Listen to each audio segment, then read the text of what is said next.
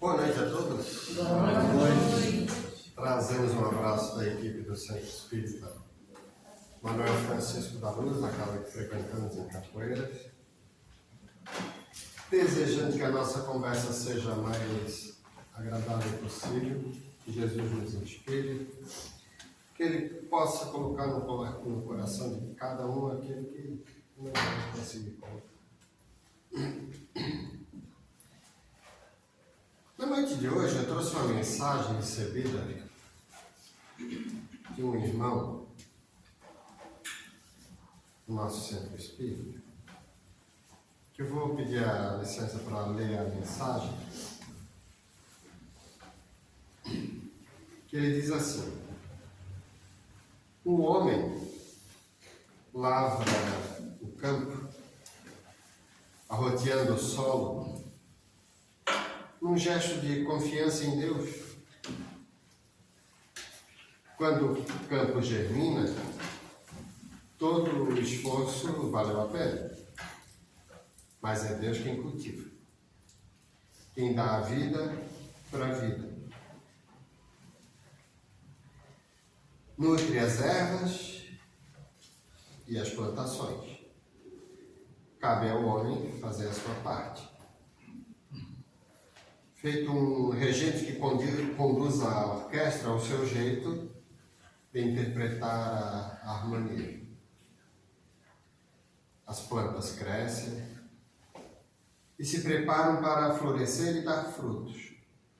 E em tudo isso está Deus fornecendo vida. Ele faz uma pergunta: quantas vezes desistis do plantio dos vossos planos? Sede perseverantes, confiantes também em Deus, que nutre e sorve da natureza a vida na dose certa, para manter vossos corpos. Sois depositários de grandes chances, de grandes planos, concessões divinas. Confiem mais em Deus, asserenando vossos corações, para que o divino agricultor possa fazê-los crescer adequadamente. Gestos simples, mas grandes em confiança e amor em Deus. Pai também. Chamou muito atenção essa mensagem, porque ela faz uma lembrança da parábola do joio e do trigo.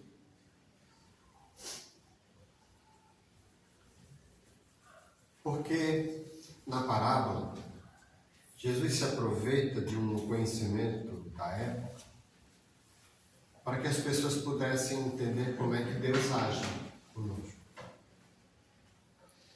Porque era o terror dos agricultores de trigo, chamado joio, que é uma planta que não precisa plantar. Os passarinhos traziam, o vento trazia, e ela se mete no meio do trigo. E quando ela cresce, não tem como diferenciar do trigo e do joio, porque eles são muito parecidos. Quando se dá a espiga, a do joio é mais inclinada e a do trigo elas são mais oblíquas, mais pontudas. E aí, sabe-se que o joio ele não é comestível porque ele é até alucinógeno, efeitos não muito bons. E aí, na hora de fazer o plantio, se você for arrancar o joio antes da colheita, você também arranca o trigo, porque as raízes se infiltram. E aí se perdia muito da plantação, se caso você se antecipasse. Então, todo o bom agricultor, ele confiava para que, na hora da colheita, ele ia saber separar joio, trigo, joio, trigo. Ia queimar o joio, que não presta, que é isso, queimado. Ia dar vida o trigo para nutrir as pessoas. Interessante é que daí dá para a gente entender o porquê que Deus deixa o bem e o mal conviver juntos. E aqui nessa fala da mensagem, ele fala o seguinte: Deus ele não escolhe a essência da terra só para as plantas que a gente acha que são boas. É para tudo. Até o mato. Se enraizar, ele extrai aquilo que Deus dá. Então, todas as pessoas boas ou más extraem da vida as forças que querem para dar vida para as suas escolhas, para as suas tendências. A pergunta é: por que que Deus deixa o mal conviver com a gente? O porquê que Deus deixa pessoas entrarem na casa de alguém e violentar um inocente? Eu gosto de fazer essas perguntas porque eu sempre digo: falar de Deus é fácil quando está tudo bem, quando você não passa fome, quando ninguém entra na tua casa e violenta alguém dos teus, quando ninguém te trai, ninguém te rouba, quando você não é esquecido, excluído do mundo. É fácil falar de Deus quando está tudo bem. Mas na hora dessas provações, desses testemunhos, quando atinge alguém dos seus, ou quando te atinge, por que que Deus deixa? Eu já estou induzindo a pergunta. Por que que Deus deixa? Eu estou dando a entender que Deus deixa. Porque eu não admito, na visão que os Espíritos nos passam, um Deus distraído. Esqueci. Uns para a direita, outros para a esquerda. O que haja uma potestade nesse universo que seja capaz de te apartar de Deus. Não existe isso. A gente costuma medir Deus com a nossa régua, que é bem deturpada. A gente transfere ou interpreta Deus do ponto de vista que é nosso, que é bem. Até pouco tempo a gente achava que a Terra era reta, e tem uns que ainda acham. Até pouco tempo a gente não sabia nem sequer que o oxigênio era vital para o nosso corpo. Até pouco tempo a gente sequer tinha uma noção ínfima do universo comparado a que tem hoje, que ainda é ínfimo, diante de todo o universo. A gente mal conhece os nossos oceanos, que dirá o universo.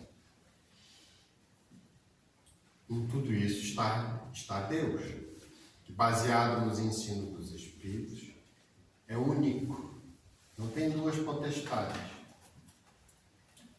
é imaterial, então escapa todo e qualquer tipo de conceito, de entendimento que tu queiras interpretar, entender Deus, não está na nossa capacidade de entender Deus. Até tem uma música gospel, evangélica, que diz: ninguém explica Deus. Nada igual ao seu redor, tudo se faz no seu olhar. Mais ou menos a música vai dando um entendimento que cada um tenta explicar de um jeito ou de outro, mas ninguém entende Deus. Da forma que os espíritos superiores conseguem entender. Então vai levar milhões de anos ainda para a gente desenvolver as virtudes exatas. Nós estamos no caminho. Para conseguir entender essas frequências mais limpas, essas manifestações mais puras do Criador. Mas enquanto isso não acontece, Jesus veio, se adensou milhares de anos para chegar em nós, da forma que a gente pudesse sentir interpretar, para começar a desenvolver um caminho. Por que eu digo isso? Porque antes de a Terra existir, 4 bilhões e meio de anos, Jesus já se encontrava na condição de espírito puro, ao qual recebeu de Deus a missão de coordenar a nossa escolinha, nossa creche. Desde o princípio, há 4 bilhões e meio de anos. Até começar a dar condições de ter as primeiras manifestações de vida na Terra. Está aí a nossa idade, 3 bilhões de anos, de onde nós viemos passando por todos os reinos, vegetal, animal, até chegar na condição humana. De humanos para cá, nós estamos em torno de 200 mil anos. Na condição humana propriamente dita. Então, nós somos muito ainda primários, de creche ainda. Estamos aprendendo agora as essências do alfabeto divino, começando a entender, a decifrar. E a gente não consegue sequer imaginar quando alguém vem e estupra, quando alguém vem e bate, mata, rouba. Essa essência inteira deixa essas coisas acontecer. Ele está vendo e ainda assim deixa. Por quê? Se nós formos olhar quem somos nós somos seres criados por Deus.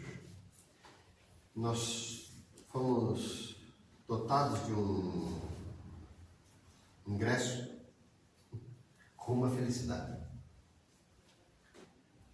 Felicidade plena. Que a gente não sabe o que é. Eu vou abrir um parênteses. Certa feita, eu estava numa reunião mediúnica no Centro Espírita, aí uma irmã recebe um mentor da casa. Eu, novato ali, o irmão foi se aproximando. Comecei a chorar tanto. Tanta paz que aquilo me deu. Sensação de parece que nada mais importa. A leveza que deu no corpo, na alma, que eu acho que se eu ficasse mais 5 minutos eu desintegrava. Aí eu concluí, a gente não sabe o que é o amor. Sabe? Talvez o que mais se aproxima quando a mãe ganha um filho. Que sentimento puro.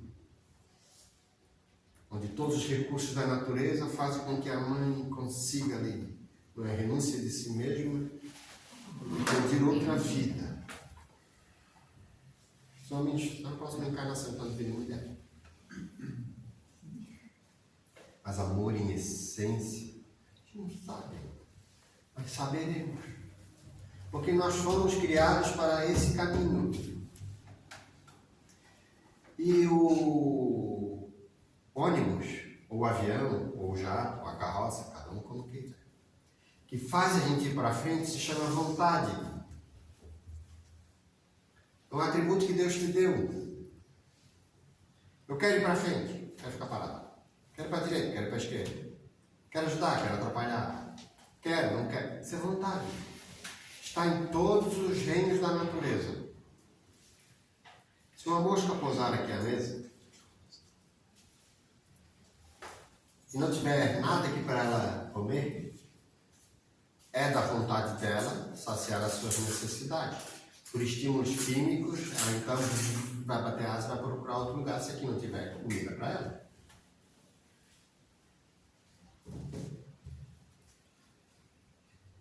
Se eu pegar uma planta, vivo, colocar aqui, fechar todo o ambiente, só deixar uma frestinha ali. Amanhã, se chegarmos aqui, as folhas vão estar todas direcionadas para aquela luz. Está na vontade do ser vegetal manutenção da vida. Ele extrai toda a força que pode da luz para se manter vivo. Então, a vontade está em todos os seres da natureza. Está em nós. E Deus respeita isso ao extremo. Como assim?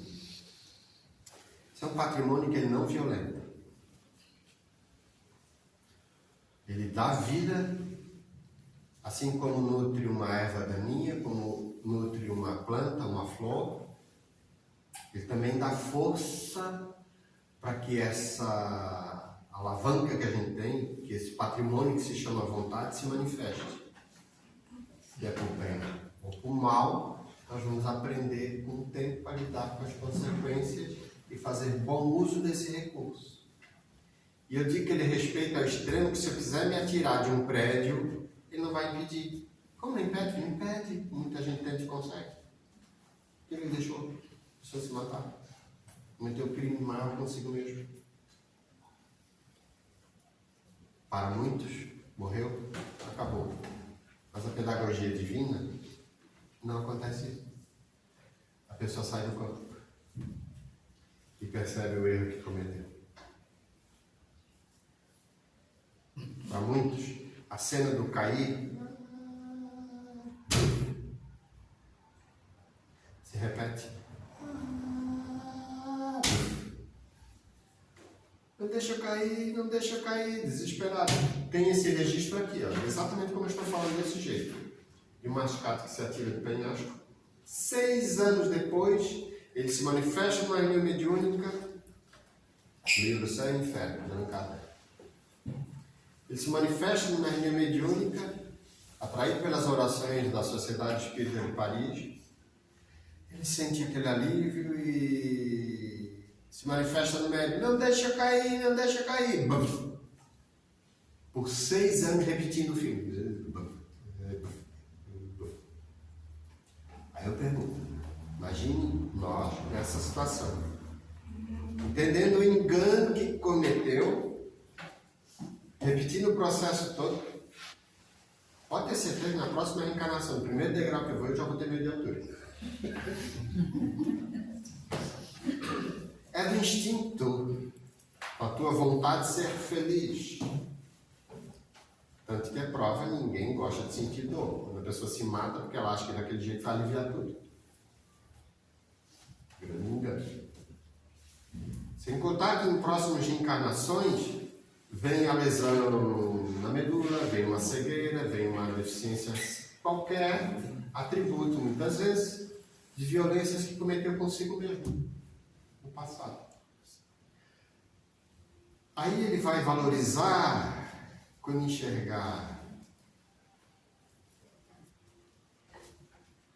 Vai valorizar quando ouvir. Vai valorizar quando perder. Por isso que Deus deixa. Que aí a vontade, você, vai começar a desejar outras coisas que não mais aquilo. E aí a gente vai passando por um trajeto da tua história, que é única no universo. Ninguém tem a história igual à tua. Cada um tem a sua. E tu vai desenhando esse caminho, adquirindo conhecimento, aprendizagem.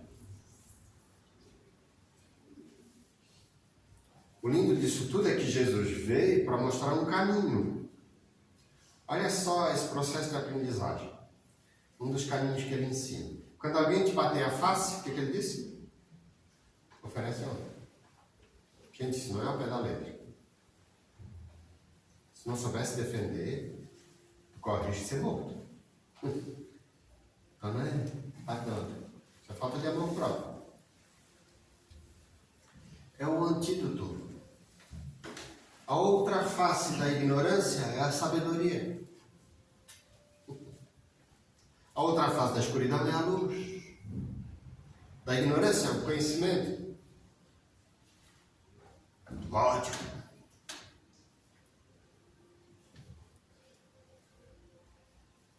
Da raiva. Do medo. Quais são os antídotos? O amor. Coragem. E tudo isso, então, é pedagogia divina.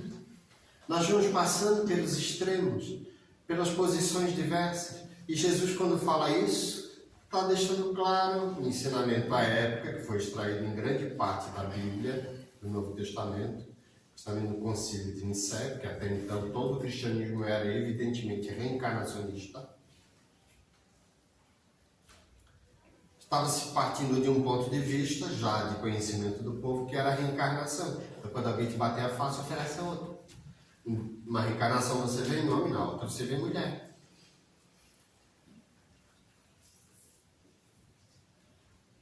Uma reencarnação você vê em pobre, na outra você vê em rico. A reencarnação ela te põe em posições antagônicas ao que você repetiu, escolheu, a tua vontade te tracionou. Você teve certas experiências, o espírito desencarna, chega no mundo espiritual, vê a dimensão que é todo o universo e começa a fazer escolhas diferentes. Não é nossa, é a escolha. Eu quero comer hoje, quero ter um carro, quero ter uma casa, quero ter... A gente faz a vida de orgânica, as escolhas baseadas na manutenção da vida. Nós estamos falando aqui para o espírito, que vai ter essa viagem multibilenar no tempo. Somos imortais. E baseado no que eu quero para mim daqui, talvez, a 1000 anos, 2000, 5000 anos, eu vou traçar todo um trajeto que para chegar lá eu tenho que estar mais purificado, ou seja, desprovido de certas tendências ainda animalescas que nós temos, e ser dotado de virtudes que só a vivência, as experiências, os caminhos vão me passando, vão me adquirindo. É lindo isso quando a gente começa a ver. Significa tanta coisa, porque a gente não se apega nas picuinhas. Os Espíritos falam aqui no Evangelho, segundo o Espiritismo, o quanto que eles ficam impressionados diante da nossa imortalidade, que a reencarnação é piscou, morreu, o quanto que a gente se apega àquilo que é efêmero, aquilo que não é nosso, que não leva nada aqui, nem um pouco é nosso. Só que a gente tem umas atitudes voltadas como se a gente fosse eternos. Quer ver quando dá uma crise de mercado, coisa assim, que o supermercado fica tudo vazio, né? Parece que o mundo vai acabar no outro dia, todo mundo esvazia o mercado, parece que o mundo vai acabar amanhã. E a gente tem certos comportamentos assim que demonstram o quanto nós somos ainda consequências da ignorância, egoístas, orgulhosos, preconceituosos. A gente não confia em Deus. A gente já quer arrancar logo o mato já porque aqui está atrapalhando. Tem uma utilidade ali. Até hoje na agricultura tem-se uma noção de que o tomatinho, para ele ficar bem bonito, sem precisar de agrotóxico, pode-se botar outros tipos de flores que atraem certos tipos de insetos que são predadores naturais das pragas que comeriam o tomatinho. Então, nem tudo é erva daninha. É tudo um equilíbrio da natureza. E hoje, quanto mais a gente observa o campo, mais observa a natureza, a gente vê a sabedoria divina. Mais a gente vê a conexão, a relação do corpo, como é que é, tudo aqui dentro, mais a gente se admira de Deus. E mais a gente se deixa ser conduzido por Ele. Sem que, por isso, deixamos de fazer a nossa parte, como ele fala aqui na mensagem. Qual é a nossa parte? Desenvolver conhecimento. Sabedoria. Como assim? Todas as obras doutrinárias, todas as atividades de caráter sério, seja uma evangelização, seja uma palestra, seja um passe, seja uma reunião mediúnica, uma atividade assistencial, o primeiro objetivo de toda a atividade espírita não é a caridade. É essencial a caridade, mas não é o primeiro objetivo. O primeiro objetivo é adquirir conhecimento. Olha só, uma reunião mediúnica. Estamos aqui reunidos Aí de repente se manifesta um espírito no irmão, uma irmã ali qualquer. Se é um espírito assim, passou por vício, se matou, ou cometeu crime, ou que está sofrendo horrores, ele vai se manifestar ali. Em outras palavras, sabe o que o Espírito está dizendo para mim? Está vendo, gente? Se tu fizer o que eu fiz, quando tu desencarnar, tu vai ficar que nem eu. Isso é conhecimento.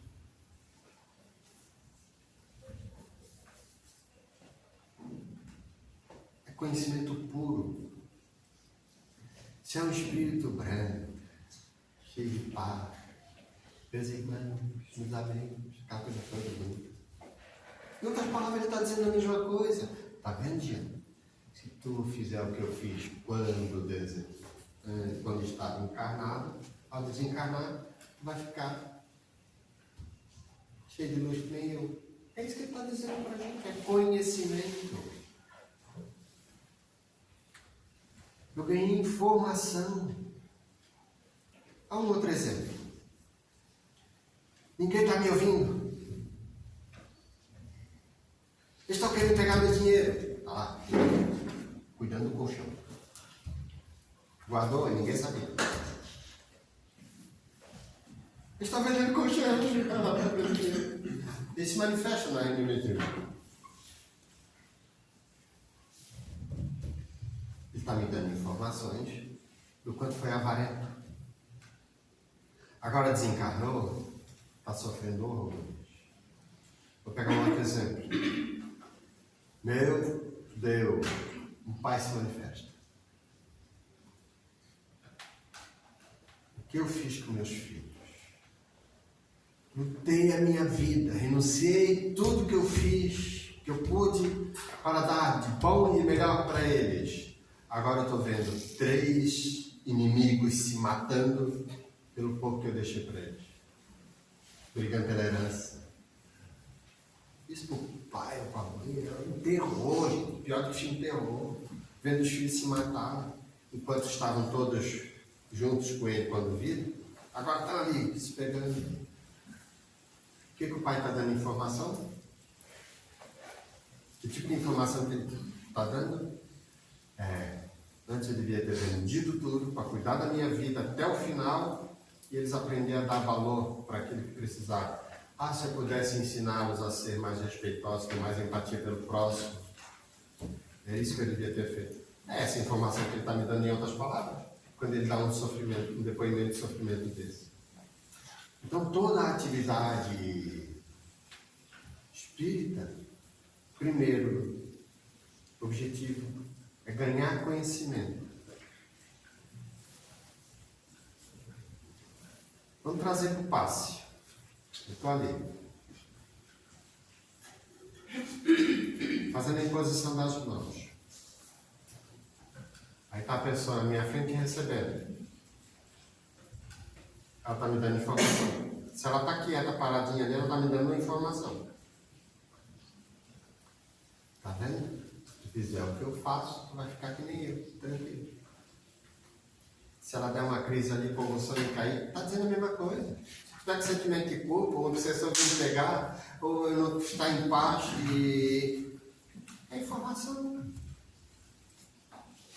Então, quando eu estou aplicando o passe, ou quando eu estou fazendo um atendimento fraterno, as pessoas estão me dizendo a mesma coisa. Aqui está tendo troca de informação, por mais que os irmãos estejam parados. São trocas que a gente tem. E com essas informações a gente vai para o segundo objetivo. Botar em prática. Como disse o Aguiar de São Espírito ali de Foquilinho, um aplicador de passe, ele tem que ser um bom marido em casa, tem que ser uma boa esposa, tem que ser um bom vizinho, tem que ser uma boa sogra, tem que ser um bom chefe, um bom empregado, um bom cidadão. Tem 2 tempos, contradição. Porque se eu estou triste, tu está alegre, a gente convive das duas, eu fico alegre, outro fica triste. Imagina ali cheio de amor para dar, pensando em pensamentos diversos, contraditórios, sequer preocupado com a empatia do irmão. está se passando no hospital.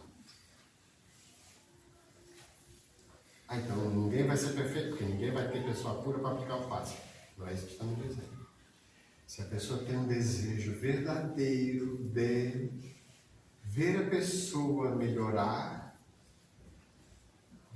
eu com a minha vontade, estou esquecendo todos os meus desejos, toda a minha vontade, que eu quero ver o bem dela. Só que tem uma coisinha, sem esperar nada em troca. Dá de graça e de graça recebesse. Por isso que é recomendável, quando a pessoa recebe o passe, como a minha avó dizia que era benzedeira, benzedura não se cobra, não se agradece. Os evangélicos falam, glória a Deus. A glória é de Deus, não é nossa. Glória a Deus, glória a Deus. Às vezes falam assim, entendeu? Que a glória de tudo que se passa na nossa vida não é nossa, gente, é do Criador. Glória a Deus, glória a Jesus. A glória é do Cristo. E aí, quando você faz sem esperar nada em troca, a luz que passou por ti, a energia de amor que vai para a pessoa, passou por ti primeiro. É você que é beneficiado. Então, quando você começa a botar em prática e se transformar, esforçar-se por mudar, aí a doutrina está fazendo efeito. Esse é o objetivo das obras. Quando o livro dos Espíritos foi lançado para combater em nós o orgulho e o egoísmo e lançar a humanidade para uma nova era espiritual, onde não haverá mais as manifestações lá na frente de orgulho, de egoísmo. O mundo será dos bem-aventurados, das pessoas que se sentem felizes em fazer o bem para os outros, sem esperar nada em troca. Por simples fato de se sentir feliz. Quer um exemplo disso? Imagina você que é mãe, você que é pai, se esforçou para que seu filho pudesse se formar na faculdade. Aí o filho chega lá no dia da formatura, levanta o canudo, consegui. Quem é que sente mais felicidade, o filho ou os pais? A mãe, o pai, com certeza. Mais que às vezes do que o próprio aluno que não valoriza o que fez. Agora, quem fez aquilo sem esperar nada em troca, por amor, está no processo da mudança. Se esperar algo em troca, está aplicando passe. Vai dar um jeito para conversar. Eita, melhor? Viu como foi bom a gente rezar por ti? Entendeu nada? Está querendo negociar para ganhar o benefício que foi feito? Foi meu, foi dos Espíritos. E foi porque você estava em condição de desejar uma mudança. E Deus muda. Você atrai coisas novas, diferente daquilo que você estava atraindo antes. O mérito é ser de Deus. Não é de quem? Quando a gente entende isso, meus irmãos, a gente evita as idolatrias, as contaminações dentro do movimento espírita, dentro do centro espírita.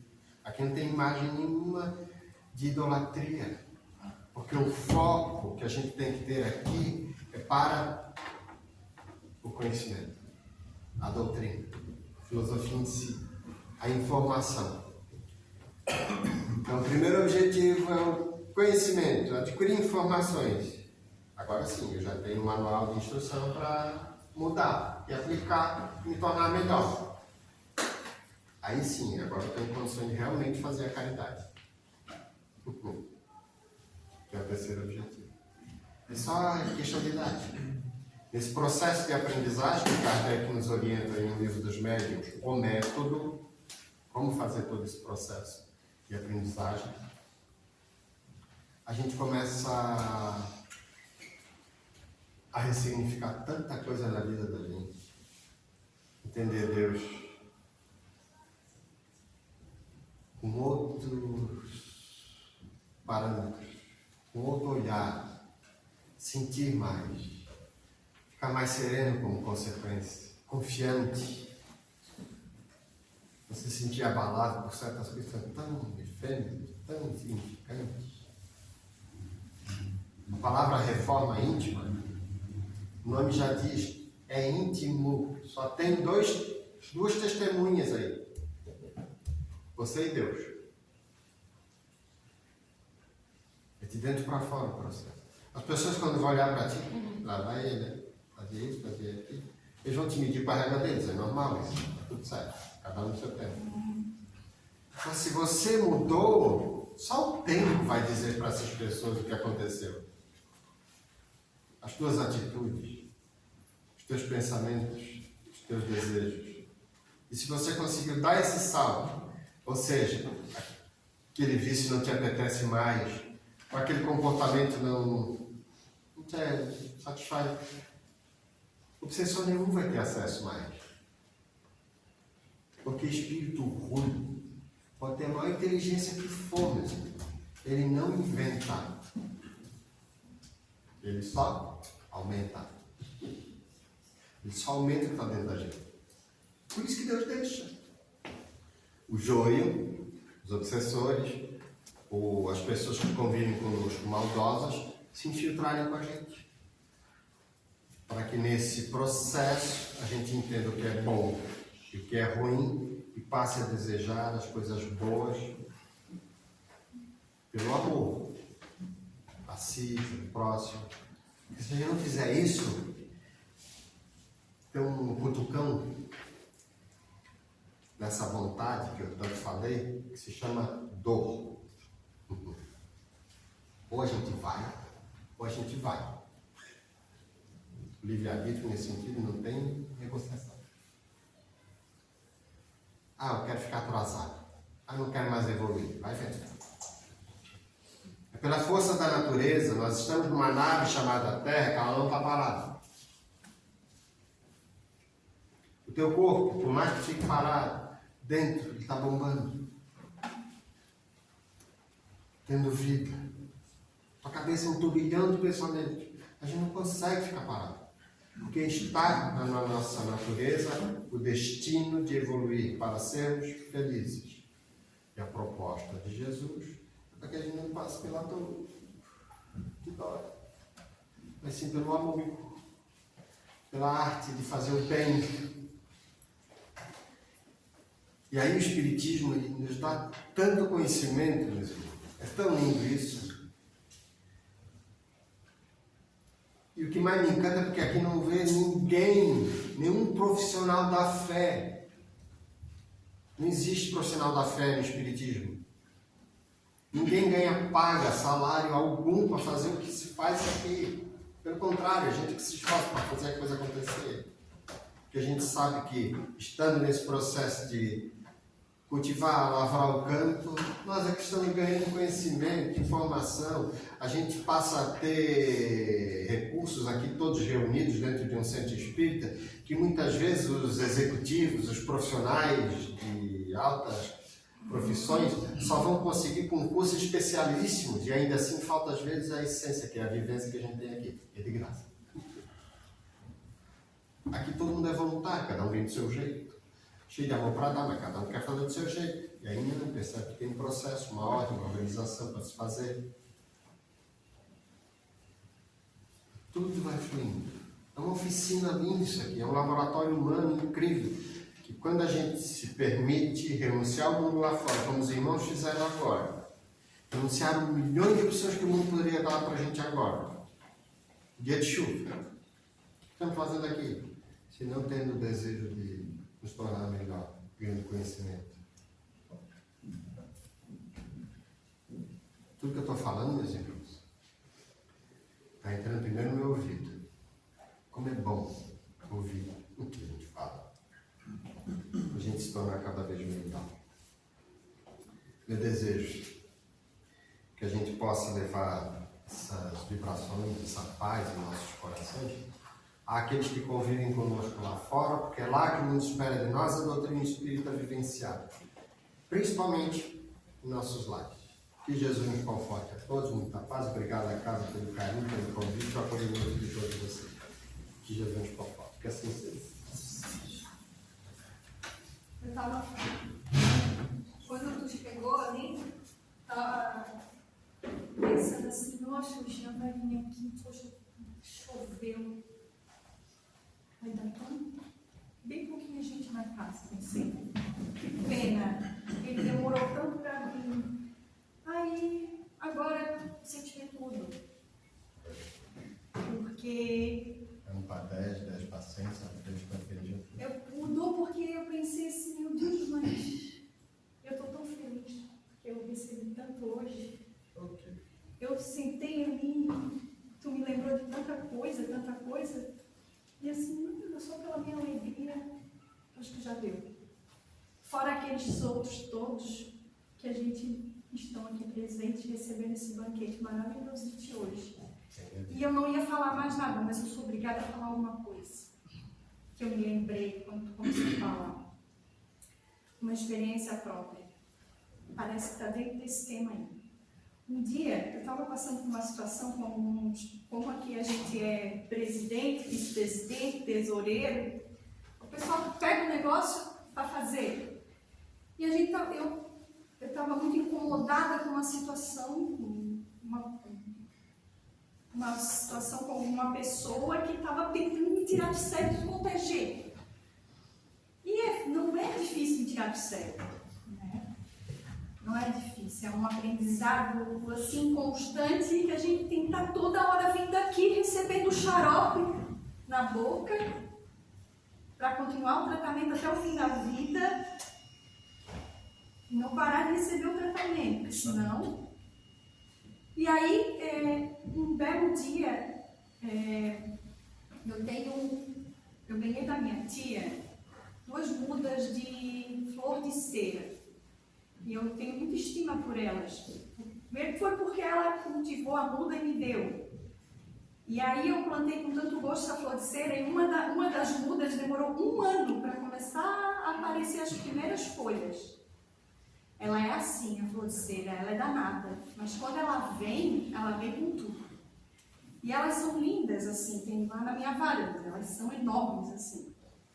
Daí, eu amo aquela flor de cera, porque agora ela começa a florir e ela dá um cheiro. Você chega perto, assim, você vem vindo, você nem está lembrando, você de repente você para e o cheiro vem. Tão forte que é à noite. Um cheiro adocicado, e aquilo me deixa muito alegre, muito feliz. E aí, no verão, ela estava lá, e aí as abelhas vêm, né? As abelhas vêm, ficam ali para lá e para cá, e as abelhas vão no pé de manjericão também, e fica muito... Aí, nessa semana que eu estava com isso, eu comecei a ver mosca lá. Eu nunca tinha visto mosca na flor de cera. Eu fiquei tão indignada. É sério, gente. Eu fiquei tão brava. O que essas moscas estão fazendo na minha flor? Olha o apego que eu tenho com a flor também, né? Mas por que a mosca está ali? Ali é o lugar da abelha, Giana. Deus deixa. Ali é o lugar da abelha. Olha o aroma que sai. Como é que uma mosca, que a mosca está fazendo ali? A mosca não gosta de putrefação, de coisa estragada. O que a mosca está fazendo ali? Aí, nesse mesmo tempo, quando eu virei as costas, assim, me sentindo, sabe? Alguém veio no pé do ouvido, assim, com muita firmeza e disse assim: "Ô filha, olha lá, olha de novo. Olha que coisa mais linda. Olha o cheiro, olha a beleza, olha a presença de Deus ali. Você acha que ele ligaria tudo isso que ele dá à abelha, ele negaria a mosca?" Entende? Você acha mesmo?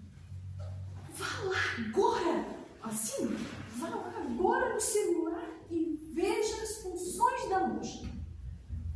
Eu digo, você me diz, não é que tem função? Não é que a danada da mosca está dentro do processo do equilíbrio da natureza? E ela, apesar de ser uma mosca, mas ela está polinizando também. Ela também está fazendo parte do equilíbrio. lição tão grande na minha vida naquele dia, que dali para frente outra face. eu comecei a pensar, repensar melhor, apesar da dificuldade que ainda existe, mas eu comecei a fazer alusão, fazer a referência à flor de cera. Dentro disso que tu falou. E aquilo para mim foi uma lição tão grande que eu fui obrigada a contar aqui. Para complementar essa situação, foi muito pessoal, né? E foi muito dentro disso que tu falou. E assim a gente vai recebendo as nossas lições, que o mal tem sua função na lei divina, no equilíbrio, e que tudo que a gente acha que é mal, a gente não tem noção que está por trás esse equilíbrio das suas manifestações inteligentes. Então, diante disso, por me sentir assim muito feliz, só nos resta agradecer a Deus. Agradecer a Deus, a misericórdia divina, por todas as palavras de bênção recebidas nessa noite, pelos aprendizados, pelas oportunidades que nós temos. Uma vez mais, cientes e conscientes das verdades, das lições, dos aprendizados, do plantio e da colheita, do bem e do mal. Diante disso, sabedores que somos, que recebemos nas mãos responsabilidades para lá fora pensarmos melhor na nossa vida, no nosso futuro, e agradecemos a Deus. Obrigada, Senhor, por todo esse banquete. Obrigada, obrigada, obrigada, Senhor. Ilumina as nossas consciências para que possamos uma vez mais nos tornarmos uns com os outros nesse grande ser vivo que é este planeta, que nos ensina todos os dias. Basta que tenhamos olhos de ver, ouvidos de ouvir, coração para sentir. Que a tua luz recaia sobre todos os teus filhos, encarnados e desencarnados, atuantes no bem e no mal, porque todos são seus filhos. Pai nosso que estás no céu, santificado seja o vosso nome. Venha a nós o vosso reino, seja feita a tua vontade, assim na terra como nos céus. O pão nosso de cada dia dai-nos hoje, perdoa as nossas ofensas, assim como nós perdoamos a quem nos tem ofendido. E não nos deixes cair em novas tentações, desilusões da matéria. Livra-nos de todo mal, porque teu sempre será e é o poder e a glória para todos sempre. Que assim seja, Senhor. Obrigada. E assim damos por encerrada a palestra doutrinária dessa noite, dando seguimento ao paz para todos aqueles que queiram e fiquem sentados em seus bancos, que serão chamados por ordem, que assim seja.